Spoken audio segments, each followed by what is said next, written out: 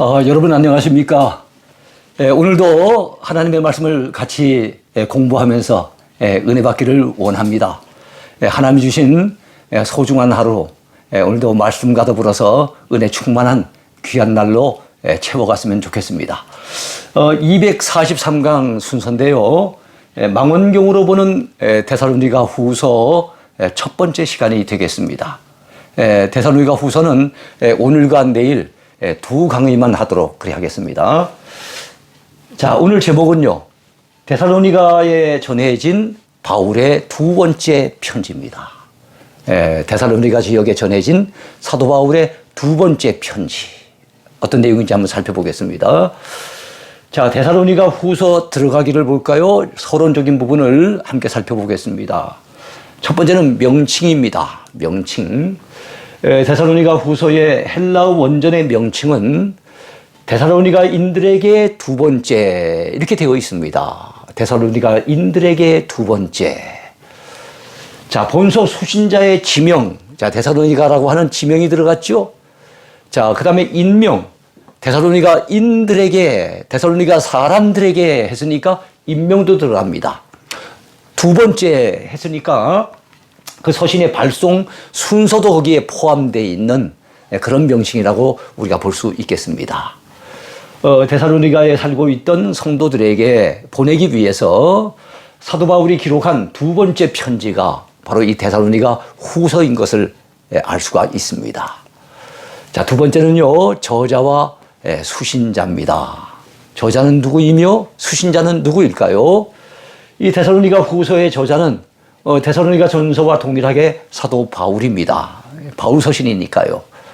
바울 서신 중에는 모두 9번째, 바울 서신 가운데는 9번째 순서에 위치해 있다고 보겠습니다. 자, 본서 1장 서두에 그의 이름이 동역자인 실루아노와 디모데와 함께 언급되어 있는데요. 이 실루아노는 달리 말하면 실다라고 얘기할 수 있겠습니다. 사도행전 16장에 보면은 빌립보 감옥에 갇혀서 매를 맞고 어려움 중에 있지만은 사도 바울과 또 한 사람이 하나님을 찬양하며 기도하고 있습니다. 그 또 한 사람이 누구겠습니까? 바로 바울의 동역자인 2차 선교에 함께 동행했던 실라였습니다. 이 실라를 유대식의 그 이름이라고 보면 되겠고요. 그것을 갖다 로마식으로 갖다 이게 부르게 되면 실루아노가 됩니다. 실루아노. 자, 본서 말미에도 그의 이름이 잘 나타나 있습니다. 데살로니가 후서는요, 바울 서신 가운데 9번째 위치한 책이라는 것 말씀을 드렸었죠. 사도 바울은 데살로니가 교회를 직접 개척하고 설립했던 인물입니다. 그러하기에 누구보다도 이 데살로니가 교회에 대해서 큰 애정을 가지고 있었을 것입니다. 우리가 그 입장이 되더라도 자연스럽게 애정이 가지 않겠습니까? 자, 그러한 애정을 가지고 데살로니가 교회에 전서를 먼저 기록해서 보냈었던 사도 바울. 그런데 이번에는 후서를 써서 또다시 보내게 된 것입니다.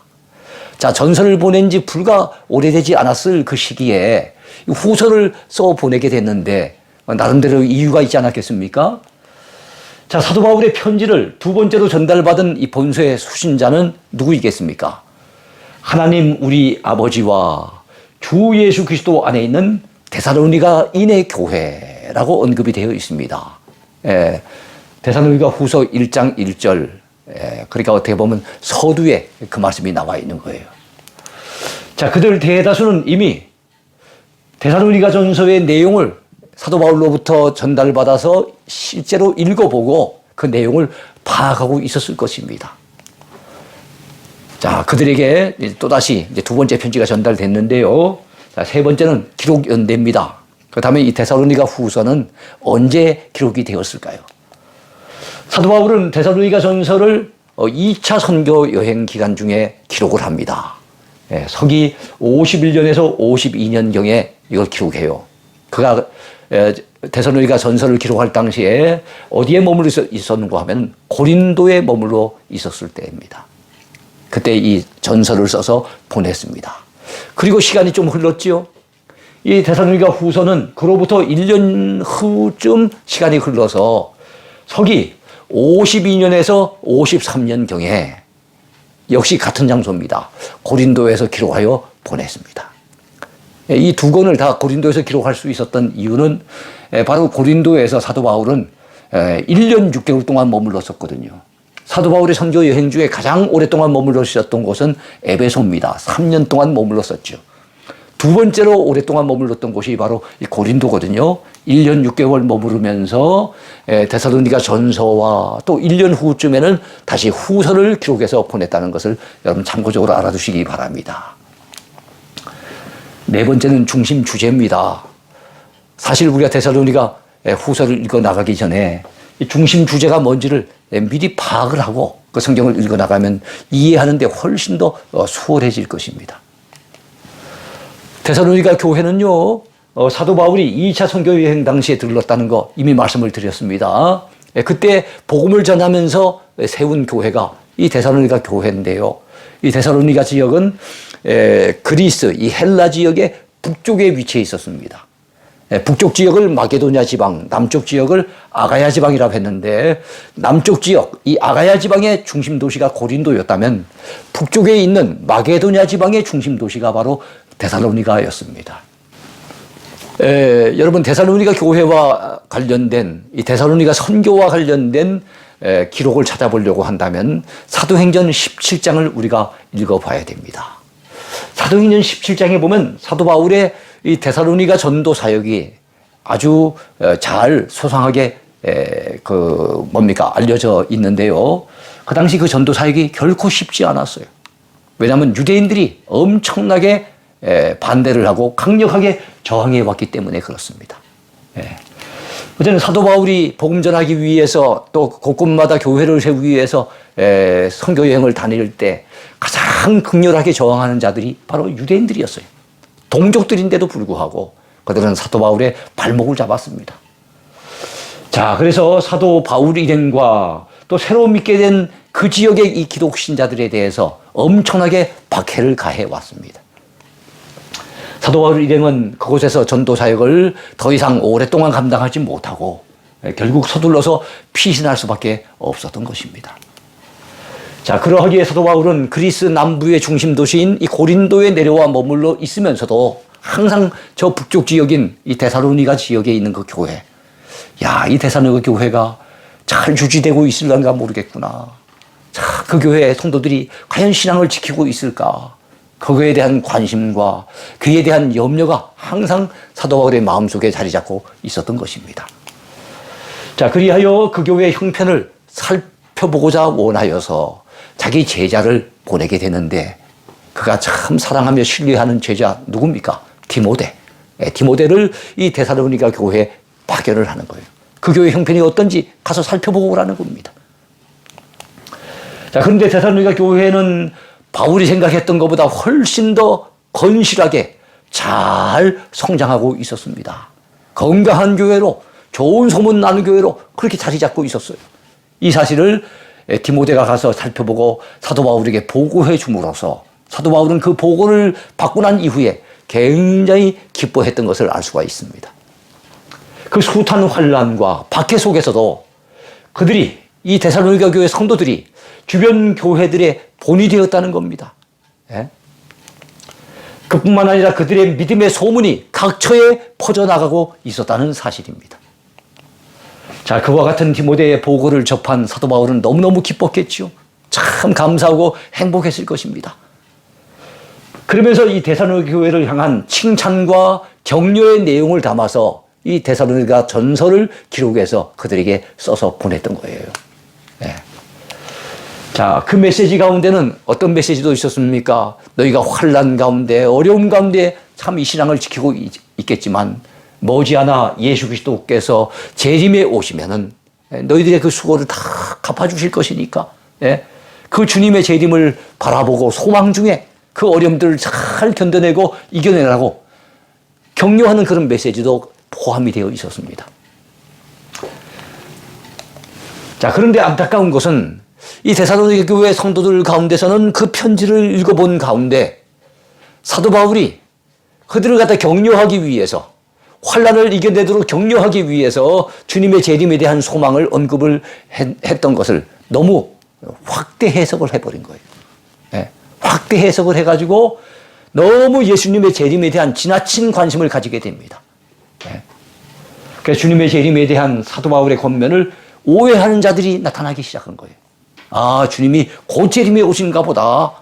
이 생각을 하고, 그럴 것 같으면 지금 일해서 될 문제가 아니고, 예? 이것저것 다른 데 신경 쓸 겨를이 없다. 주님이 곧 재림에 오시는데 세상에 하는 일들이 뭐 그리 중요하겠느냐 생각하고 그 모든 일들을 젖혀놓고 오로지 오매불망 예수님의 재림만을 열망하고 있었던 겁니다. 물론 그 교회 교인들이 다 그랬다는 건 아니에요. 그런데 데살로니가 교회 성도들 가운데 그런 자들이 꽤 있었던 것 같습니다. 그들은 재림에 대한 열망이 지나쳤어요. 그래서 현실의 일은 제쳐두고 여러분 바로 이 재림에 대한 관심에만 몰두해 있었다는 사실이죠.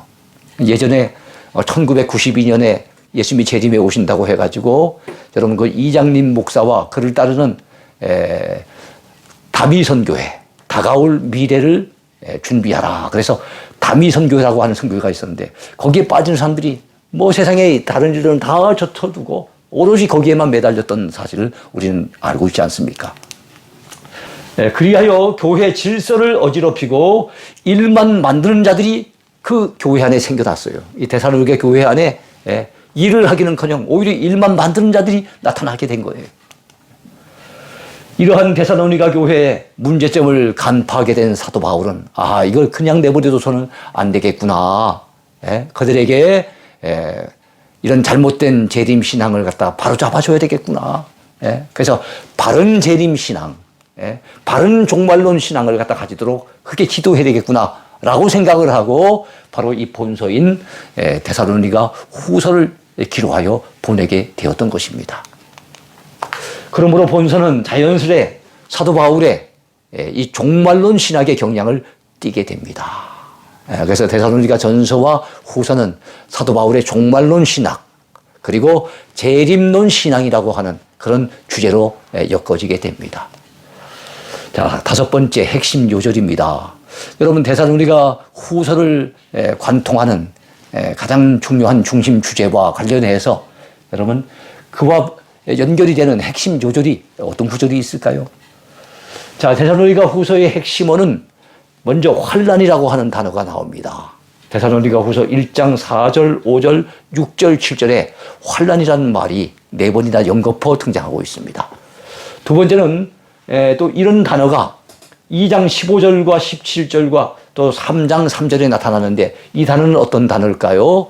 그것은 굳건하게라고 하는 단어입니다.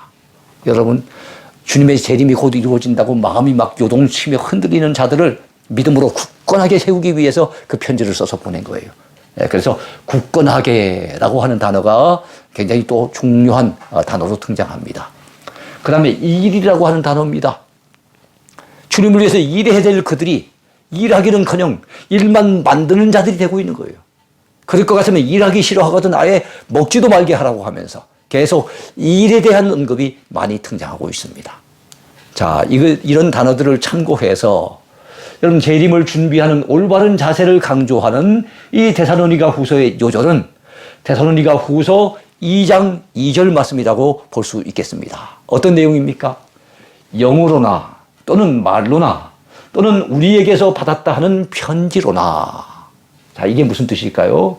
혹시 너희들이 마음속으로 성령의 감동을 받았다고 생각을 하든지 아니면 또는 내가 예전에 너희들에게 했던 말이 그런 말을 했다고 생각하든지 아니면 지난번에 내가 보낸 편지 가운데 그런 내용이 있다고 생각을 하면서 주의 날이 이르렀다고 해서 즉 주님의 재림의 날이 곧 이른다고 해서 내가 했던 말이든지 편지든지 아니면 성령께서 주신 감동이든지 그 주님의 날이 임박했다라고 생각해가지고 너무 쉽게 마음이 여러분 흔들리거나 두려워하거나 하지 말아야 한다는 것이라 그랬습니다. 여러분 사도 바울이 왜 이 말씀을 전했을까요? 왜 이 말씀이 데살로니가 후서의 요절이 됩니까? 그 데살로니가 교회 가운데는 그 성도들 가운데는 예수님의 재림이 곧 이루어질 줄로 알고 마음이 흔들리며 요동치는 자들 그리고 예수님의 재림에 대해서 오히려 두려워하면서 걱정하는 자들 이런 자들이 많이 나타나 있었다는 거예요. 주의 날이 이르렀다고 곧 임박했다고 하면서 거기에 온통 마음을 쏟는 자들이 너무 많았다는 것입니다. 그래서 이거는 아니구나. 너희들이 성령의 감동을 통해서 너희들이 주님이 재림에 곧 재림에 오신다고 생각을 하거나 내가 너희들에게 예전에 했던 말들 가운데 내가 또 전했던 편지 가운데 그런 말씀이 있다고 해서 너무 마음이 요동하거나 두려워해서는 안 된다 하는 것을 가르치고 있는 겁니다. 자, 6번째는 책의 특징입니다. 여러분 데살로니가 후서는 어떤 특징을 지니고 있을까요? 이 본서는 이 데살로니가 전서와 더불어서 그리스도의 재림, 예수 그리스도의 재림을 주요 주제로 다루는 재림론 서신입니다. 이런 특징이 있어요. 그런데 전서가 여러분 도둑같이 돌연히 임하는 주님의 재림에 대비하라. 주님의 재림에 대비하라는 그런 말씀인데 비해서 후서는 재림의 징조가 먼저 있어야 할 것을 강조함으로써 아직까지는 그런 징조가 나타나지 않은데 너무 호들갑을 떨고 너무 거기에 대해서 마음이 흔들려서는 안 된다라고 하는 지나친 열기를 식히고자 하는 지나친 열기를 둔화시키고자 하는 그런 의도에서 기록한 책이 바로 데살로니가 후서라는 것입니다. 그러니까 재림에 대한 언급이 있긴 있지만 곧 임박했으니까 대비하라고 하는 이런 강조점보다는 그 징조가 나타나야만 주님의 재림의 날이니까 너무 요동해서는 안 된다라고 하는 이런 쪽에다가 초점을 맞추는 그러니까 전서와는 살짝 조금 그 강조점이 좀 다른 그런 책이라고 보시면 되겠습니다. 자, 서신의 문체나 분위기에 있어서 전서는 따뜻한 사랑을 가지고 격려하는 것이 특징이었어요. 왜냐하면 디모데의 그 보고를 전해 듣고 난 다음에 그렇게 유대인들이 박해를 하고 그 환란이 그렇게 많은데도 불구하고 그들이 그 믿음 지키려고 몸부림치는 모습 그러면서 여러 교회에 본이 되고 좋은 소문을 내는 그 교회 모습을 갖다 생각해 봤을 때 너무너무 대견스러워 가지고 그들을 갖다 책망하거나 그들을 교훈하는 내용보다는 오히려 따뜻한 사랑을 가지고 격려하고 위로하는 내용이 전서의 특징이었다고 한다면 후서는 사뭇 그 분위기가 다릅니다. 그들이 너무 지나치게 잘못된 재림론 열기에 푹 빠져 있는 것을 보고 전달받은 이 사도 바울은 엄격하게 교훈하는 경고투의 문장으로 바로 이 본서를 쓰고 있다는 것입니다. 경고투. 조심하라고 하는 절대로 뭐 신앙의 잘못된 무질서에 빠지면 안 된다라고 하는 강력한 경고가 거기에 실려 있다는 것을 느낄 수가 있습니다. 그러니까 전서와 후서는 분위기 자체가 다릅니다.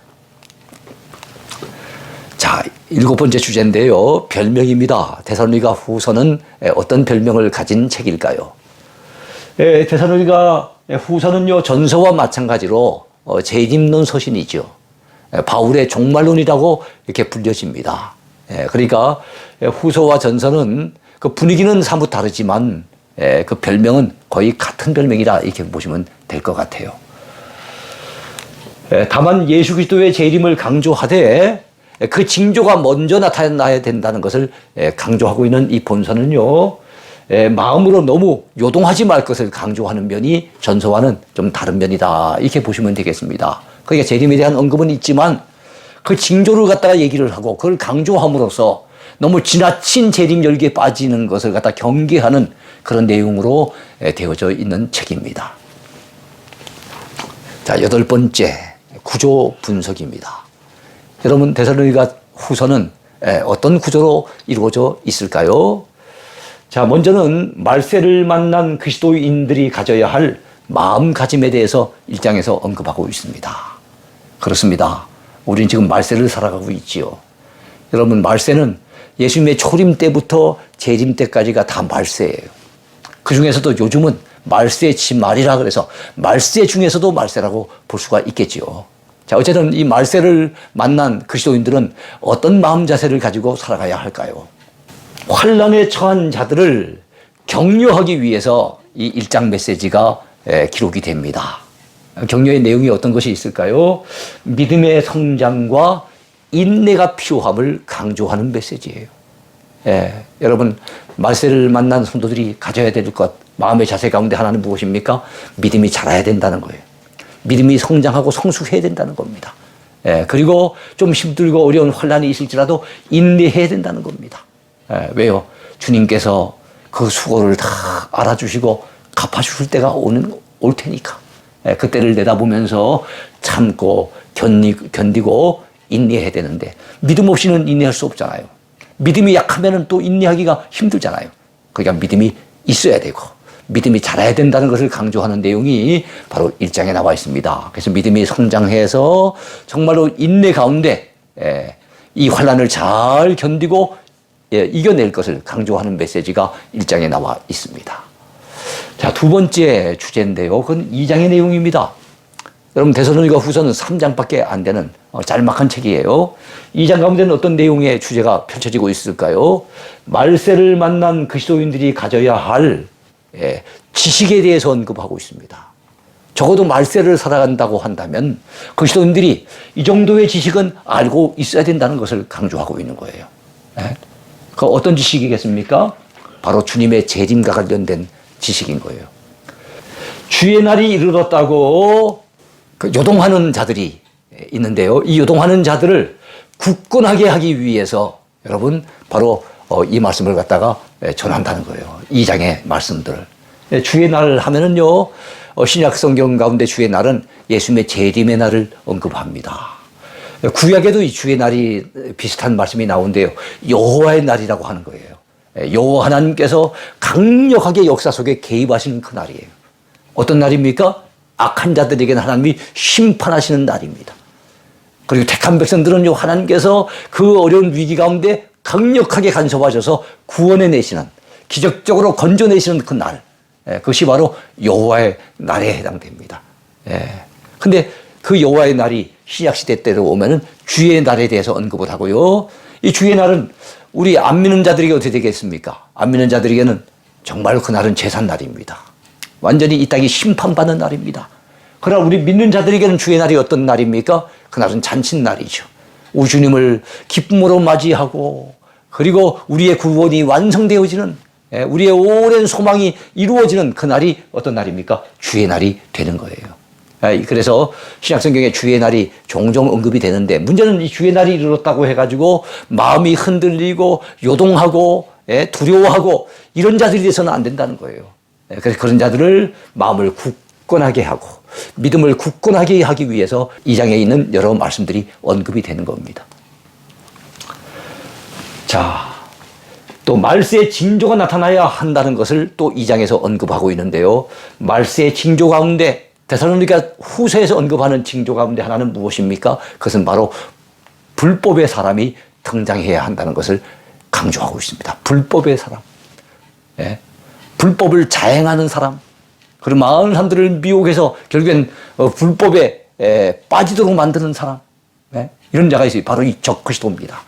사탄의 앞잡이가 된 이 적그리스도를 불법의 사람이라고도 하고 또한 멸망의 사람이라고도 해요. 그 자신이 멸망을 받을 뿐만 아니라 결국엔 많은 사람들을 멸망으로 이끌어가는 사람이기 때문에 멸망의 사람이라고도 얘기를 해요. 멸망의 아들 이렇게 얘기도 합니다.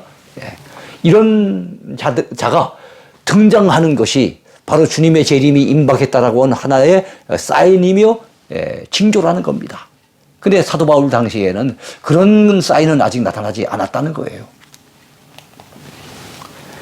자, 이번에는 3장인데요. 말세를 만난 그리스도인들이 가져야 할 행위입니다. 여러분, 1장이 말세를 살아가는 성도들이 가져야 될 마음의 자세였다고 한다면, 그 다음에 2장은 말세를 살아가는 성도들이 가져야 될 영적인 지식이었다고 한다면 3장은 말세를 만난 그리스도인들이 가져야 할 행위, 어떤 행위를 가져야 하느냐 하는 것입니다. 무질서하고 나태한 자들을 바로잡기 위해서 바로 이 3장의 메시지가 전달이 됩니다. 그 데살로니가 교회 안에 무질서한 자들이 많은 거예요. 나태한 자들이 많은 거예요. 영적인 게으름을 피우고 있는 자들이 많은 겁니다. 이건 아마 마지막 때도 그런 일들이 나타나게 될 것이겠지요. 그런 자들을 바로잡기 위해서 사도 바울은 데살로니가 후서 3장의 메시지를 기록을 합니다. 그들 가운데는요, 게을러서 일하지 아니하고 일을 오히려 만들기만 하는 자들이 많이 나타났어요. 그들을 향한 경고의 메시지를 날렸다고 보면 되겠지요. 여러분, 주님이 곧 재림에 오시는데 주님이 재림에 오신다면 내가 하는 일들이 뭐 그리 중요하겠느냐? 뭐 내가 하고 있는 일들이 무슨 의미가 있겠느냐 생각을 해서 자기에게 주어진 현실적인 일들을 갖다가 외면해버리고, 그거를 갖다가 내던져버리고, 그야말로 자기 나름대로의 생각에 빠져서 무질서하게 신앙생활을 잘못하고 있는 자들이 교회 안에 많이 있었다는 것입니다. 그들은 일을 하기는커녕 일을 오히려 만드는 자들이 되고 말았어요. 그런 자들을 향해서 사도 바울은 일하기 싫어하거든 먹지도 말게 하라라고 하는 굉장히 유명한 말씀이 여러분 데살로니가 후서 3장 10절에 언급이 됩니다. 사도 바울은 이 데살로니가 교회 안에서 일하지 아니하고 게으름을 피우면서 교회 안에 잘못되게 나태하는 삶을 살고 무질서한 가운데 그 교회 지도자의 지도의 어떤 가르침을 받지 아니하고 제멋대로 행하는 그런 자들이 오늘 교회를 어지럽히게 되고 교회 안에 질서 있는 어떤 교회 생활이 아니라 무질서한 잘못된 삶을 살아가는 것을 보면서 그런 자들이 있다면 아예 일하기 싫어한 자들이니까 먹지도 말게 하라고 아주 강력하게 경고하는 것을 알 수가 있습니다. 그렇습니다. 여러분, 우리는 마지막 때를 지금 살아가고 있습니다만 이 마지막 때에 우리는 마음 자세를 잘 갖춰야 됩니다. 그리고 말세에 대한 바른 또 지식을 가져야 돼요. 말세는 많은 여러분 징조가 등장합니다. 지진이 처처에 많이 일어나고 기근이 많이 일어나고 전염병들이 많이 돌고 그리고 나라와 나라가 대적하고 민족이 민족을 대적하여 일어나고 전쟁이 많이 일어나고 그리고 또 사람들의 사랑이 식어지고 그 다음에 여러분 땅끝까지 복음이 전파되며 그런 가운데 특별히 안 믿는 자들이 말입니다. 믿는 자들을 갖다 박해하고 그래서 배교하는 자들 신앙을 갖다 배신하는 자들이 많이 나타나고 좀 전에 우리가 살펴봤던 것처럼 적그리스도 세력이 힘을 얻어가지고 사탄의 앞잡이가 되어져서 사람들을 갖다 미혹하고 때로는 권력을 통해서 때로는 그 종교적인 술책을 통해 가지고 사람들을 잘못된 것으로 갖다 이끌어가고 하는 이런 여러 가지 징조들이 발생할 때 그때 재림의 때가 되었구나. 주님의 재림의 징조가 보이는구나. 주님의 재림이 멀지 않았구나. 이걸 우리가 생각할 수 있는 거잖아요. 그러니까 말세는 이런 바른 지식도 있어야 된다는 겁니다. 그리고 말세는 바른 행위가 필요한데요. 여러분 주님의 재림이 곧 임한다고 해갖고 막 요동하고 이럴 것이 아니고 마음 중심을 잘 잡고 언제 주님이 재림에 오시더라도 걱정하지 않고 주 앞에 딱 그냥 설 수 있는 부끄럼 없이 설 수 있는 믿음 준비를 잘 갖추는 거 이게 말세를 대비하는 최고의 일인 것을 우리가 기억을 해야 됩니다. 아무쪼록 오늘 강의를 함께 나누는 여러분 모두가 이 말세를 살아감에 있어서 지혜롭게 말세를 준비하고 주님의 재림을 갖다가 지혜롭게 잘 맞이할 수 있는 여러분이 되기를 축복하겠습니다. 감사합니다. 오늘 강의 여기까지입니다. 하나님의 꿈이 나의 비전이 되고 예수님의 성품